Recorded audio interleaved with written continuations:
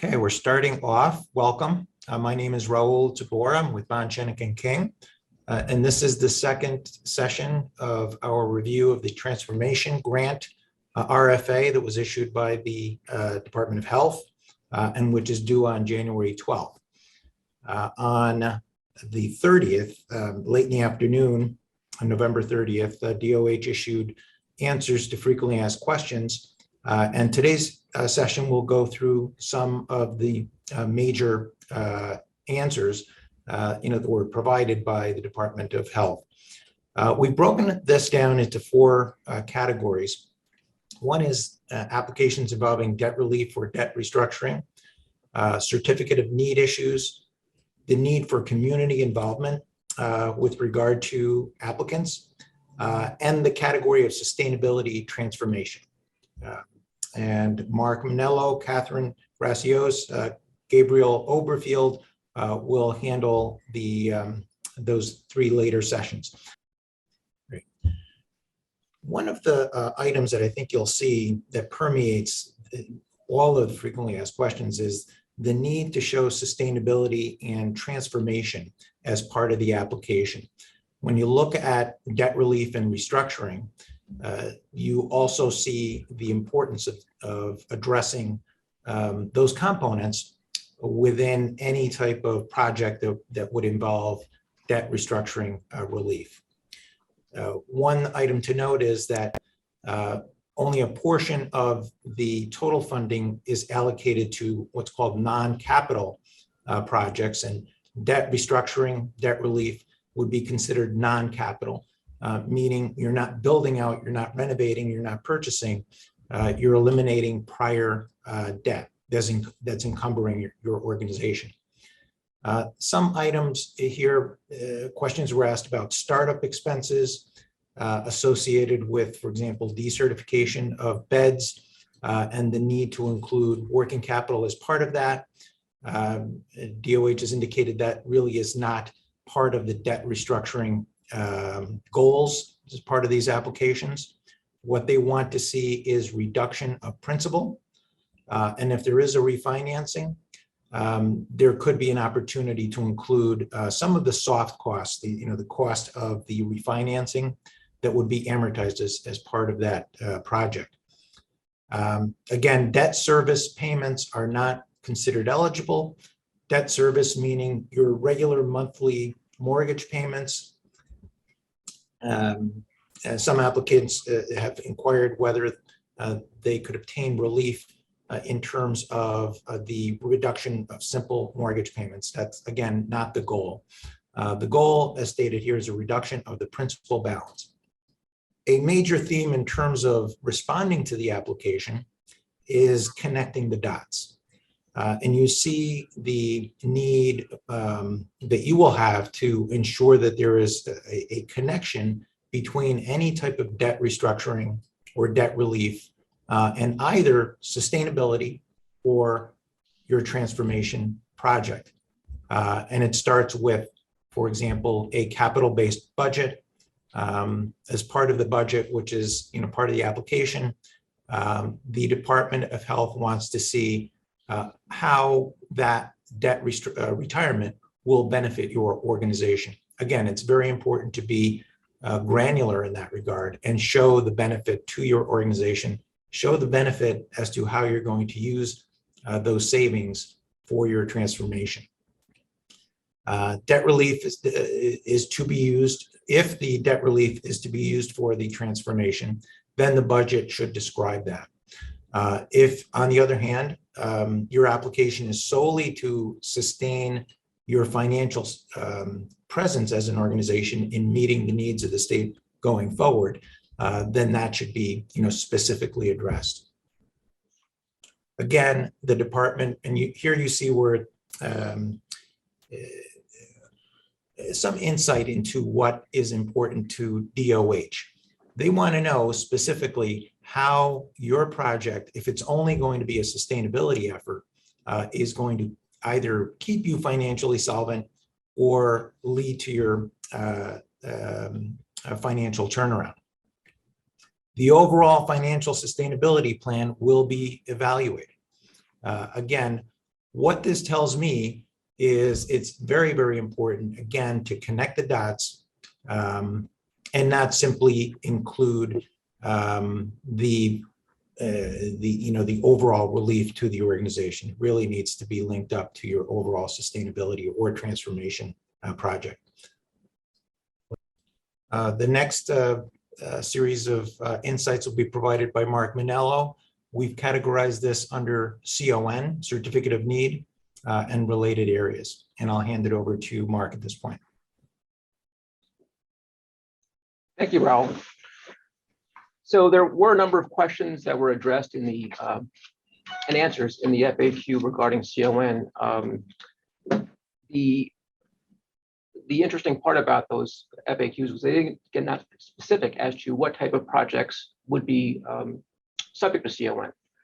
So as you are aware, the CON program in New York is a process mandated under state law, which governs the establishment, ownership, construction, renovation, and change in service for specific types of healthcare facilities. And that includes Article 28 facilities such as hospitals, nursing homes, and D&Ts, Article 36 agencies such as CHAS, Article 40 hospices, Article 7 adult care facilities.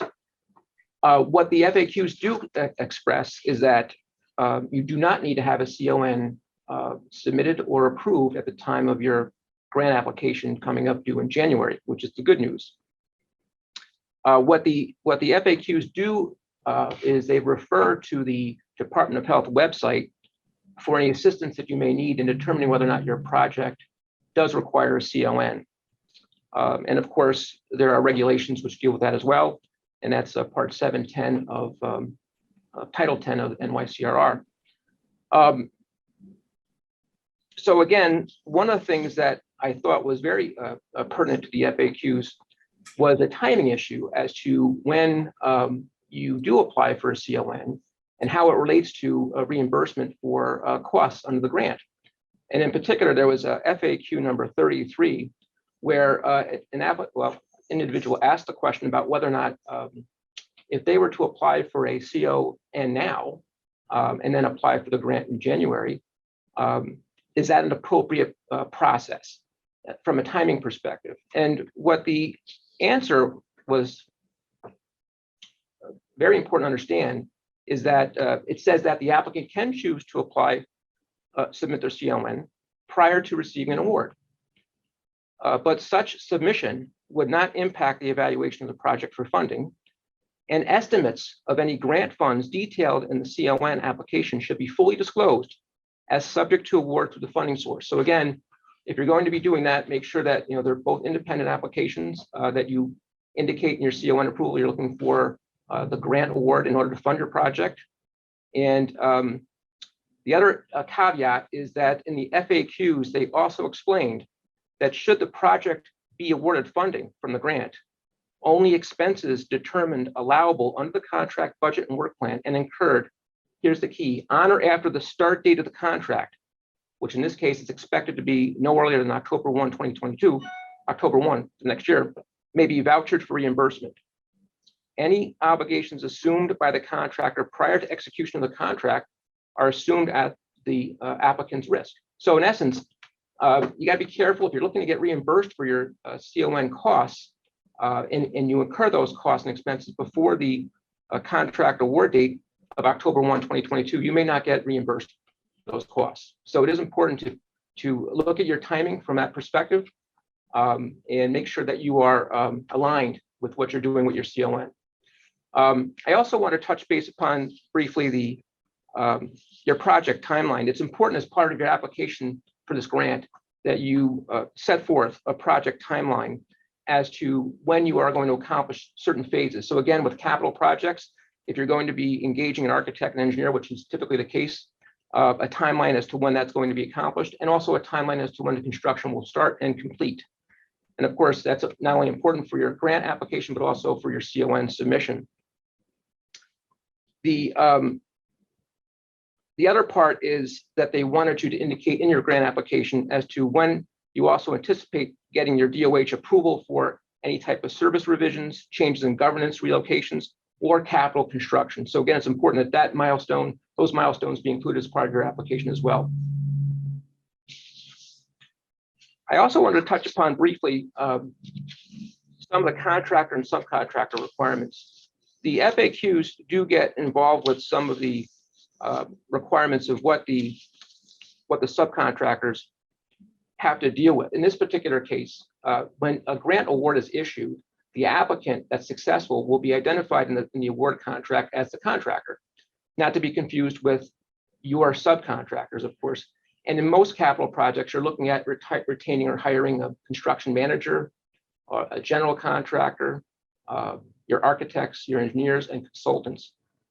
But the contract award is between you as the eligible applicant, the applicant that's granted the award, and also DOH. So it's important that you, as you enter into contracts with your contractors, that you pass upon those obligations that you're obligated to comply with as applicable to your subcontractors, so that the whole project meets the contract requirements. So in that regard, for example, when you're looking at a subcontract, for example, the contract award may include certain obligations on the contractor, such as vendor responsibility requirements and periodic updates of the vendor responsibility requirements. The cooperation to provide information to DOH as part of the grant contract, insurance indemnification requirements, record retention requirements, EEO and anti-discrimination provisions, as well as MWBE and other requirements. Again, as that appears in your contract award, you're going to want to impose some of those same obligations on your subcontractor so that you're not in violation of your contract.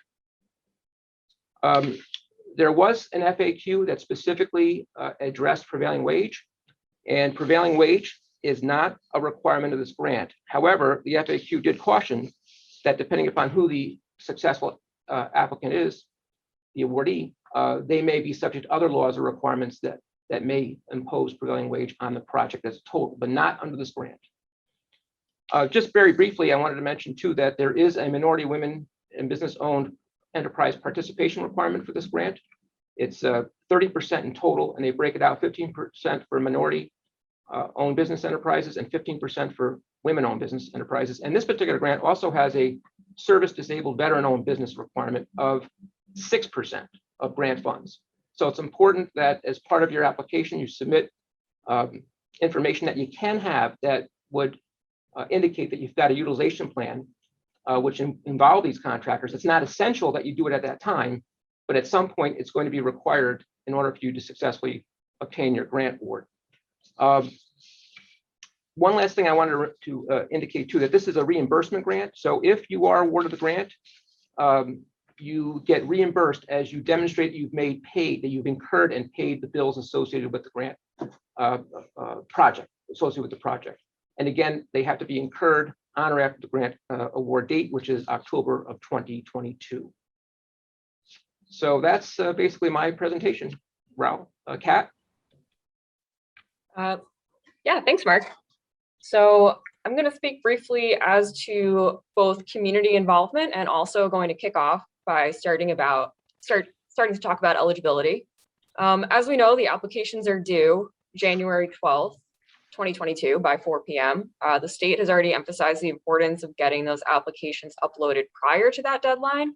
So we strongly encourage anybody that's participating to get those in prior to the January 12th date.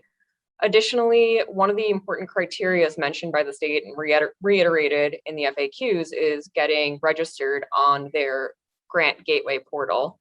You have to be registered on there in order to apply and for your application to be considered. So again, we really encourage everybody to get registered on that as soon as possible. The FAQs went through about 60 different questions regarding eligibility for applicants. The state went into pretty good detail going through each different entity that may be eligible to apply. For purposes of this presentation, we really couldn't go through each and every entity that they list, but if you have a question about whether your organization may be eligible, please feel free to reach out to me or to another member of the Bond Healthcare team. We can help discern the FAQ. Starting off, the first eligibility for application is that you have to be a legally existing organization in New York that can enter into grant agreements with the state.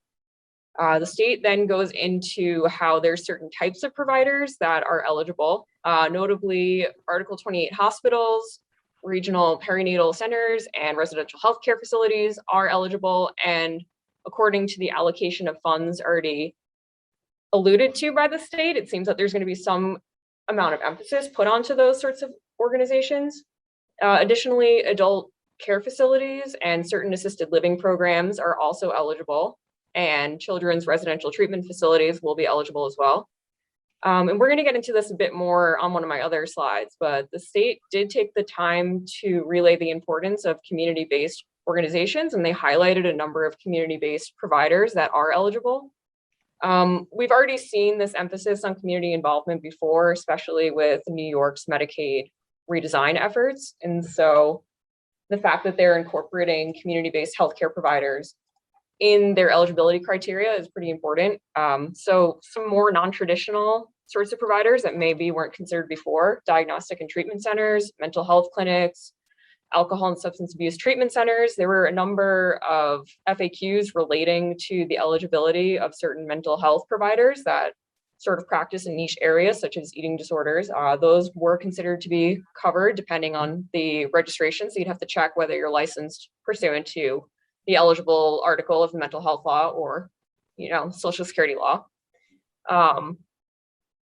Let's see, eligible applicants should not be applying if it's intended for the funds to benefit a non-eligible affiliate. Interestingly, not-for-profits, for-profits, and publicly operated providers are all eligible. The duration of how long you've been eligible prior to application is not a factor that's going to be considered. And importantly, Article 31 licensed hospitals are not eligible. So Raul touched on this as well with the debt restructuring, debt relief efforts. Capital costs are going to be covered. Construction costs will be covered. Equipment costs are going to be covered so long as you're purchasing the equipment. There are certain exemptions or certain times that long-term leases will be considered, particularly long-term leases for property. Those will be considered by DASNY on a case-by-case basis. You don't have to have your bids already out and organized for the application process. And startup and operating costs will be considered eligible so long as they relate to the eligible project. And again, applicants that receive the statewide funding from the first rounds will still be eligible for the third round of funding so long as it's a different project, something that perhaps is not funded during the first two rounds. That will be eligible now.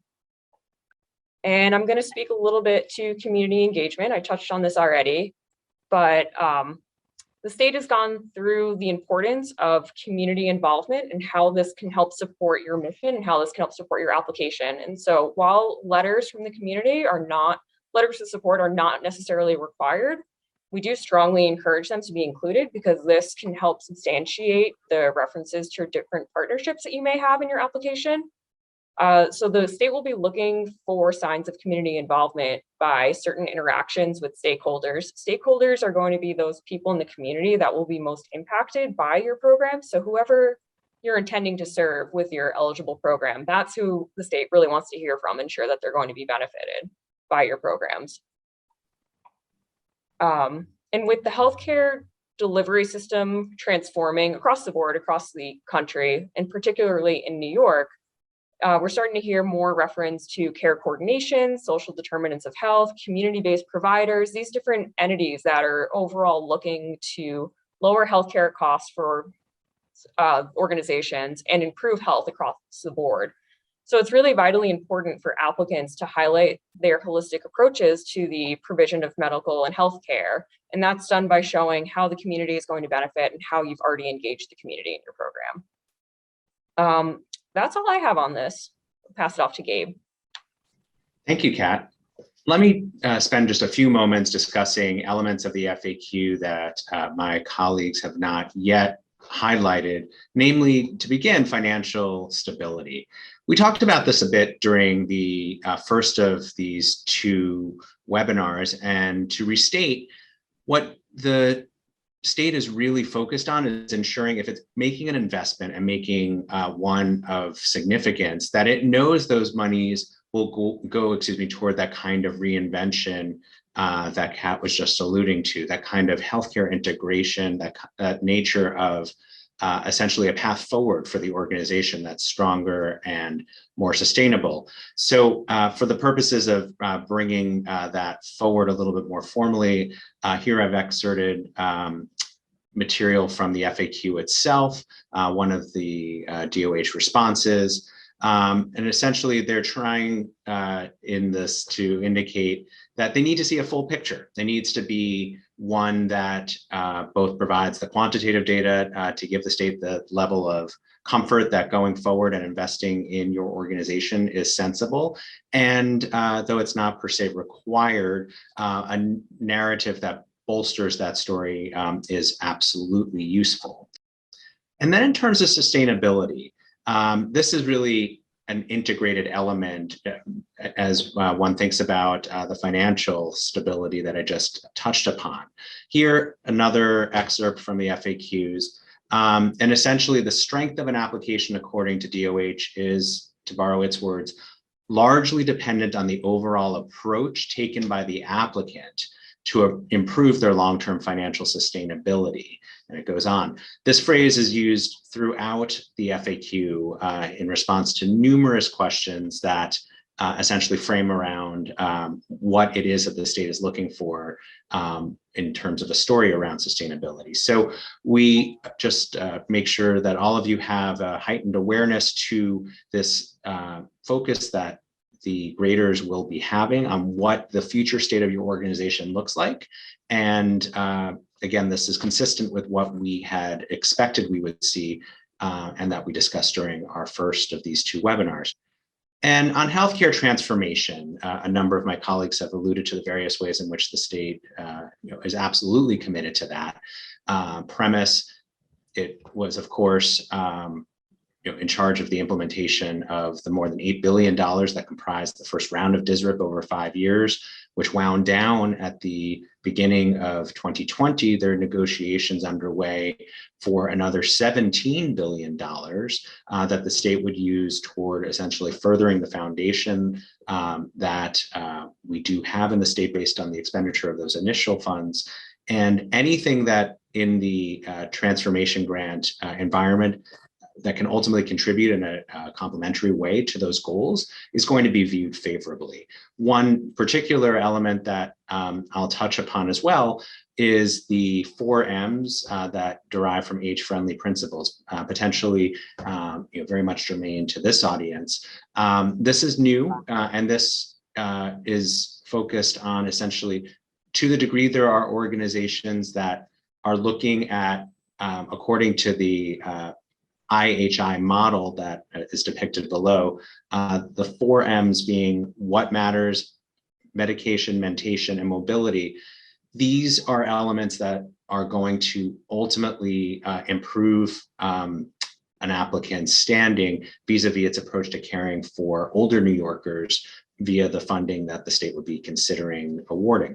So we ask all of you to take a good look at the 4M standards and to make sure that in your answers where you can, you attend to them because they are new in this round. And with that, I have no further slide, though I'm very happy to take any question that might have come in via the chat or otherwise. I just wanted to make a point with regard to debt restructuring. There is no minority, the certified women-owned business requirement for debt relief. I'm not sure if there was a question with regard to the incurring of debt. Obviously, if you're seeking a debt relief, the organization is not going to be paying it down initially before claiming it from the state. So those are some aspects of that particular area. At this point, we will stay tuned to what's going to happen next with the state. We were anticipating there may be an extension of the due date. And it does not appear as of this date, we have not seen any indication that that due date will be extended. Currently, it's January 12th. There is a lot of work to be done, both with respect to the filling out the application, providing the necessary information, and then also getting the needed elements of support with regard to community need, as Kat Gracios indicated, that will be favored in terms of an application where you can show specifically the stakeholders in the community that support your project. So those are the efforts I think that need to be underway between now and the end of the year, and ideally submitting your application at least 5 days prior to the due date at the very minimum. We've had clients in the past that, the day before everything goes wrong logistically. The internet goes down, the computer goes down. So you want to build that additional period of time to make sure everything is properly submitted. And that is a hard deadline. So it's 4 o'clock in the afternoon on January 12th. And with that, that concludes our session. Thank you very much.